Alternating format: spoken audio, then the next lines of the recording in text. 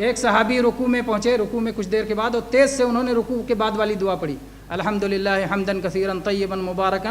فیہ، اور اللہ کے نبی صلی اللہ علیہ وسلم نے سلام پھیرنے کے بعد پوچھا کہ کس نے زور سے دعا پڑھی، تو پریشان ہو گئے شاید وہ کہ شاید مجھ سے کوئی غلطی ہو گئی ہے۔ اللہ کے نبی کریم صلی اللہ علیہ وسلم نے فرمایا کہ میں نے دیکھا کہ 30 فرشتے دوڑ رہے تھے کہ کون پہلے جو ہے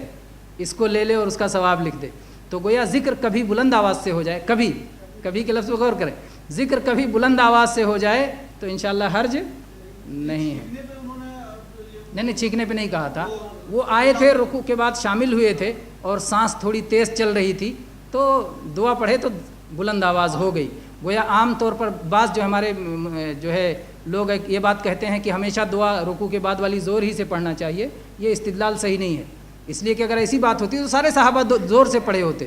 تو اس لیے یہ دلیل جو لوگ لیتے ہیں اور ہمیشہ رکوع کے بعد والی دعا زور سے پڑھتے ہیں، وہ اس حدیث میں ان لوگوں کے لیے دلیل نہیں ہے۔ البتہ کبھی کبھار اگر کوئی زور سے پڑھ دے تو کوئی گناہ نہیں۔